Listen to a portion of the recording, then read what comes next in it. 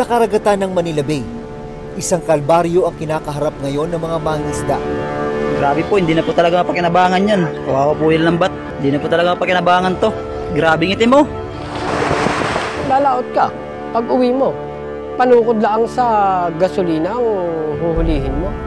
Hindi ka makakabili ng 1 kilong bigas.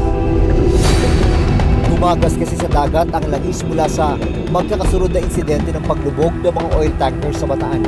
At eto na guys, mayroon na tayong oil spill. Ito, lambat namin inabot. Oh. Grabe. Buti yan lang, paano kung lahat ng lambat namin inabot? Eh di wala na. Meron na rin napapansin yung mga residente na mga namamatay na isda. May mga nakikita sila sa kanilang baybayin ng mga patay na isda. Pero mahirap pa naman talaga sabihin sa ngayon kung talagang direktang may kinalaman yan sa oil spill. Ang mas nakakabahala, kumalat na rin ang oil spill sa iba't ibang probinsya, kabilang na ang Bulacan at Cavite. Maraming langis din sa lab. So pag gano'n na maraming langis, Akala akong isda. Nang mahuli mga manite. Nandito na kami sa general location ng ground zero o yung lugar kung saan yung oil tanker na Terra Nova. Sino ang dapat managot sa nangyayaring oil spill? Pag umabot pa po ng 1 linggo to, hindi na po namin alam gagawin namin. At ano ang ginagawa ng pamahalaan para mapigilan ang patuloy na pagkalat nito? Grabe! Tignan nyo tong plastic na to na punong-puno ng langis na napakahirap tanggalin. Ang lagkit.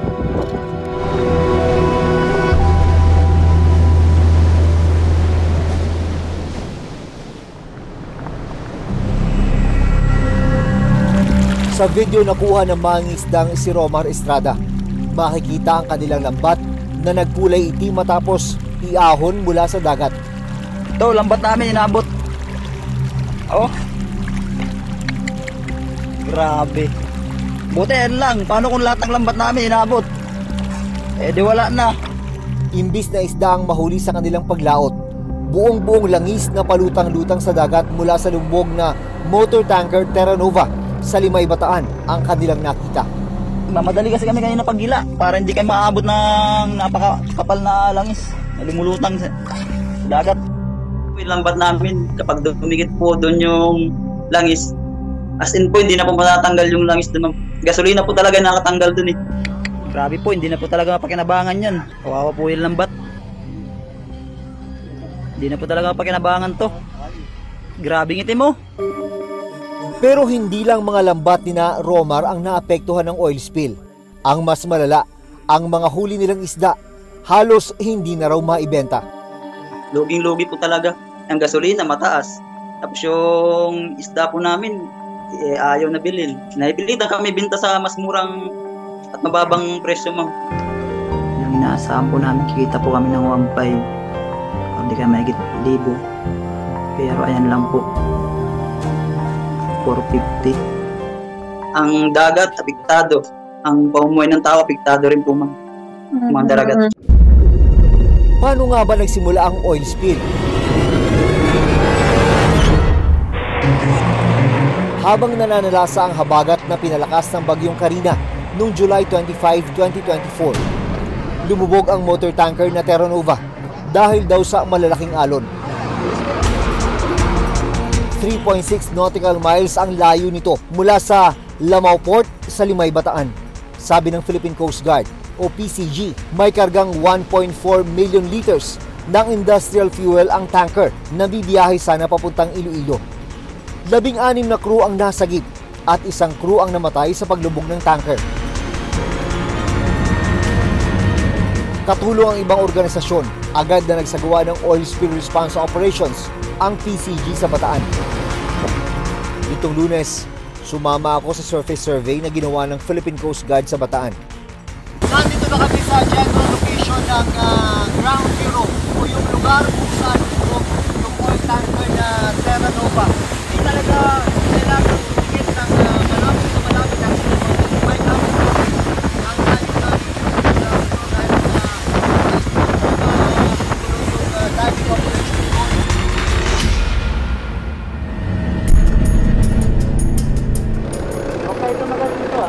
July 28, 3 araw matapos ang paglubog ng motor tanker Terra Nova. Napunta ang environmental group The Greenpeace Philippines sa Hagonoy, Bulacan. Kumalat na raw kasi ang oil spill sa bahaging ito ng Bulacan. We had to rely on other sources to understand the full extent of the oil spill. So apart from going to Limay, we also coordinated with our partner organizations na aligned din sa mga calls namin like Oceana. Based doon sa map nila, it was clear that the spill was going or headed towards that direction. Sa video na kanilang naidokumento, makikita ang langis sa karagatan 4 na kilometro lang ang layo mula sa barangay Tibagin sa Hagonoy.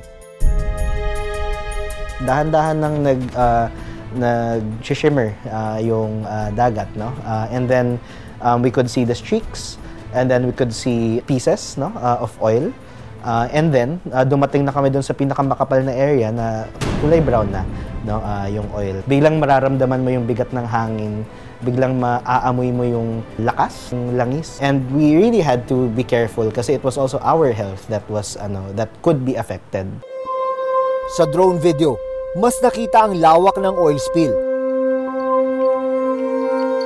We took that opportunity to document it with not only with eye-level pictures and testimonies but also drone shots para makita talaga yung full extent niya. Nitong Miyerkules, nagpunta ang reporter's notebook sa Hagonoy, Bulacan. Sa nauna kasing oil spill trajectory model na inilabas ng UP Marine Science Institute, tinukoy na nagkaroon ng oil slick sightings sa Hagonoy, Bulacan, tulad ng naidokumento ng Greenpeace Philippines. Ilang mangisda ang inabutan namin sa laot. Ito na yung huli ko. 3 oras na ako dito. Tansya mo mga ilang kilo yan, Tay? 2 kilo. Mga ano na to, 300 na. Walang ganong isda ngayon. Ang mangisdang si Mang Rodolfo, ilang araw na raw walang huling isda. Maraming langis din sa laot. So pag gano'n na maraming langis, Wala na akong isda. Wala nang mahuli mga kamanite. Tsatsaga lang ako sa tabi. so ngayon, Tay, itong ginagawa mo, ano to, parang sumusugal ka lang? Testing lang kung makakahuli. Pambiling bigas.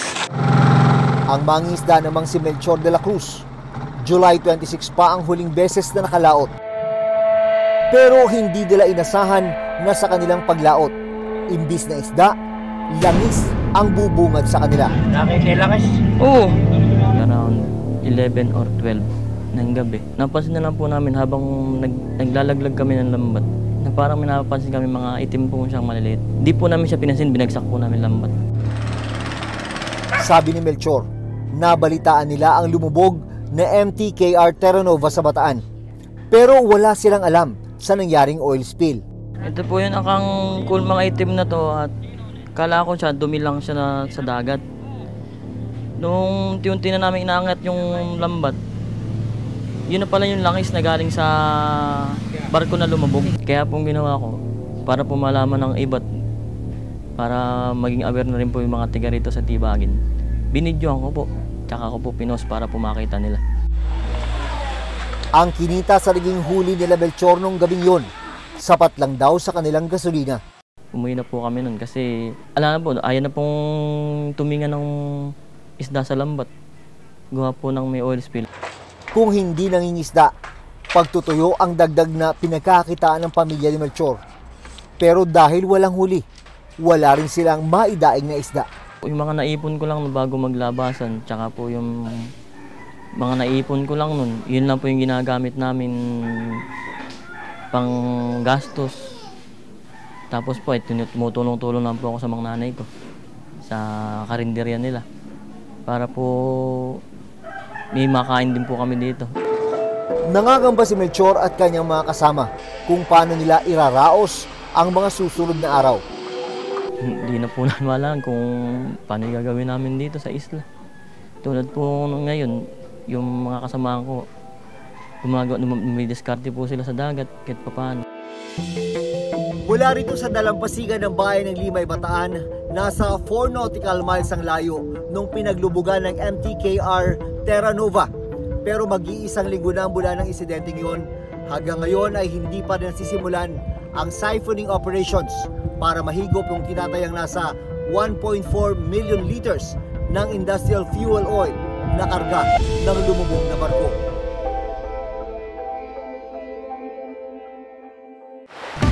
Pero hindi lang sa Bulacan naramdaman ang epekto ng pagtagas ng langis sa MTKR Terra Nova. Sa mga sumunod na oil spill trajectory model na inilabas pa rin ng UPMSI, tinukoy na makakarating din sa mga coastal areas ng Cavite at Batangas, maging sa Metro Manila, ang epekto ng oil spill. Nito lamang Miyerkules, nagdeklara na ang Cavite ng state of calamity matapos maapektuhan ang 8 bayan nito. Pinuntahan ng Reporter's Notebook ang Barangay Amaya 5 sa Tanza, Cavite. Kwento ng residente na si Marivic Gomez. Biyernes ng tanghali nang maamoy nila ang langis. Nang puntahan ni na Marivic ang tabing dagat, bumungad sa kanila ang inanod at kulay itim na mga basura. Sa video at mga larawang kuha ng grupong Pamalakaya, makikita ang mga water lily, basura, alimasag, at mga lambat na nabalot na ng langis. Ang ibang mga lambat nga, inabutan pa naming nakasalansan sa may pampang. Ang ibang mga basura na naipon ni na Marivic, umabot sa 40 sako. Kasi pag yan yung naanod pa uli, makakaapekto na yan sa mga isda. Lalo kami maapektuhan.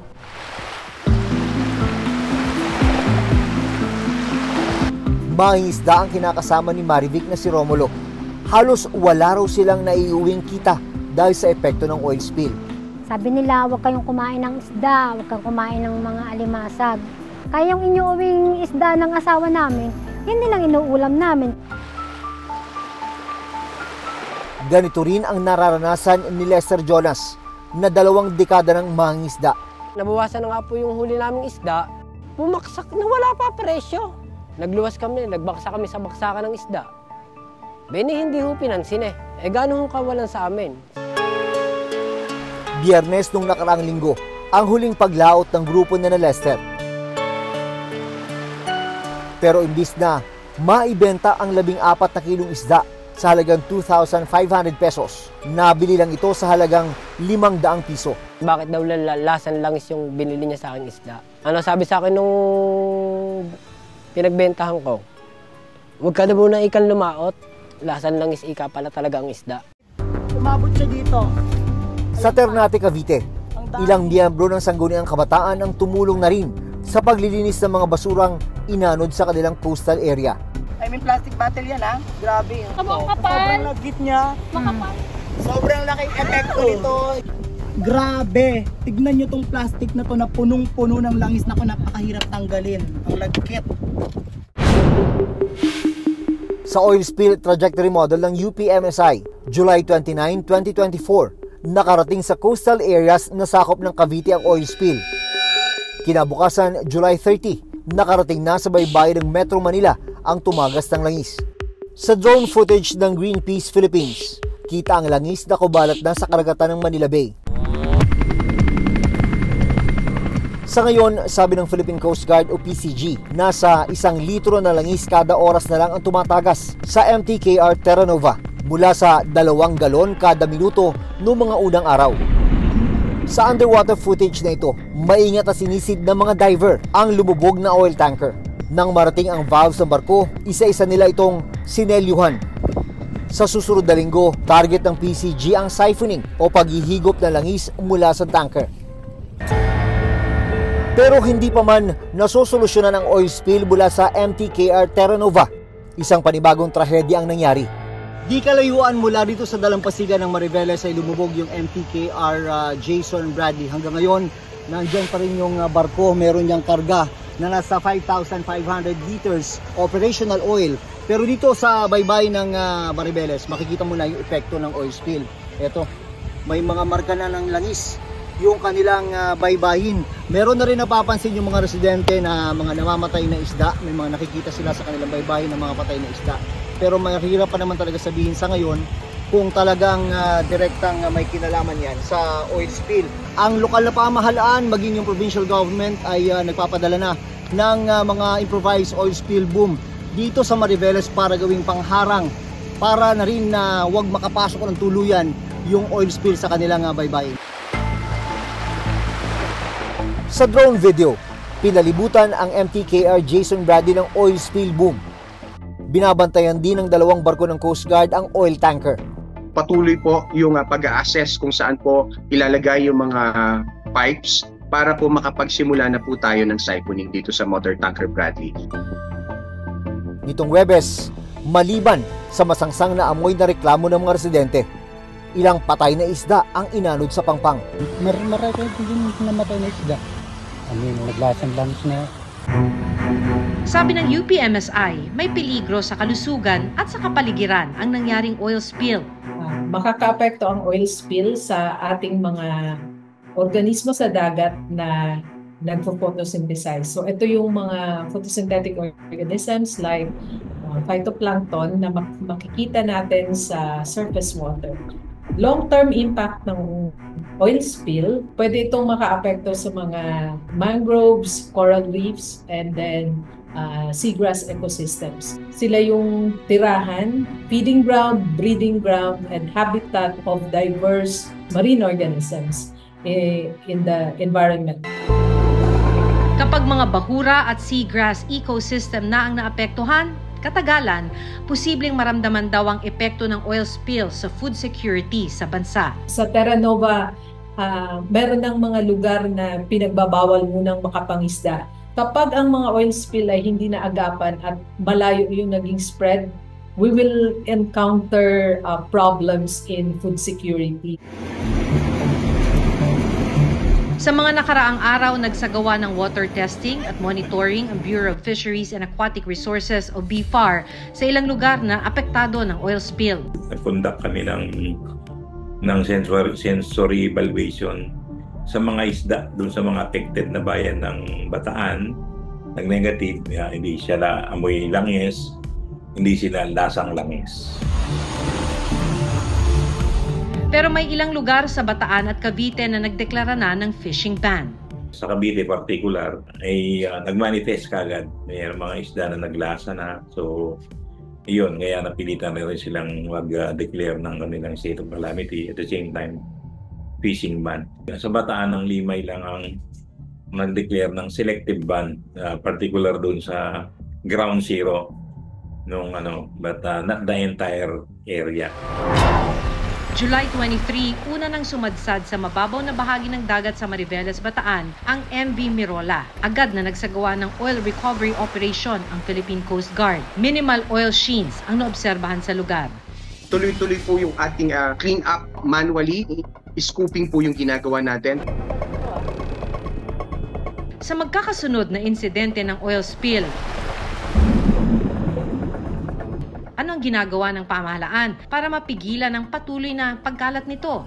The Philippine Coast Guard also deployed yung po tinatawag natin na Marine Casualty Investigation Team. Ang gagawin po natin is meron po tayong law enforcement and investigation body na po na nandito at the same time yung pong ating respondent dito sa tatlong barko. Sa latest aerial inspection ng Philippine Coast Guard, manipis na langis o sheen na lang ang nakita sa bahagi ng Bulacan at Cavite. Para sa environmental group na Greenpeace Philippines, hindi na mawawala ang epekto ng oil spill sa karagatan. Unfortunately, there is no such thing as an oil spill cleanup because oil never disappears. Kahit nalinis na, kahit natanggal na yung top layer, kahit natanggal na yung mga makakapal na layers, oil will stay in the environment. So the real long-term impacts may be unquantifiable. Mahalaga raw na mapanagot ang mga sangkot sa mga nangyaring oil spill. Hindi naman ito kasalanan ng fisher folk. Certainly, hindi ito kasalanan ng biodiversity doon sa area. It should also be recovery, and compensation, and accountability, and transparency. So magsisimula na po yung investigation. The national government is on top of the situation, kaya move forward na po tayo dito sa gagawin nating mga investigasyon. Samantala, sinubukan naming kunan ng panig ang tinukoy na kumpanyang kumuha sa serbisyo ng MT Terra Nova at MT Jason Bradley. Pero hanggang ngayon, wala pa silang sagot sa amin. Bukas ang reporter's notebook para sa kanilang panig. Nagpapatuloy naman ang investigasyon ng Philippine Coast Guard sa paglubog ng mga oil tanker at pagsadsad ng MV Mirola. Sa mga ganitong klase ng trahedya, hindi lang kalikasan ang nasisira. May mga kabuhayan din na naaapektuhan.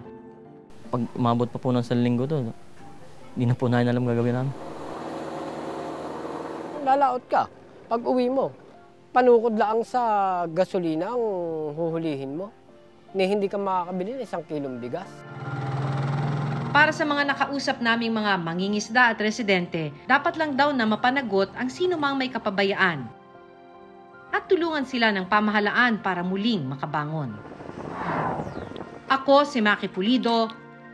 Ako si Jun Veneracion at ito ang Reporter's Notebook.